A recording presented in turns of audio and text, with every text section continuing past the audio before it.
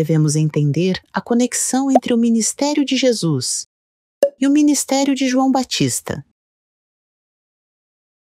Jesus testificou que João Batista era o representante de toda a humanidade e o último sumo sacerdote que veio com o espírito de Elias. Jesus tomou sobre si todos os pecados da humanidade ao ser batizado por este João Batista.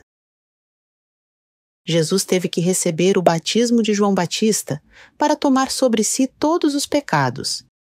E João Batista teve que passar todos os pecados para Jesus ao batizá-lo. Queridos amigos, vocês devem conhecer e crer neste ministério de Jesus e de João Batista para receber a salvação eterna de todos os pecados.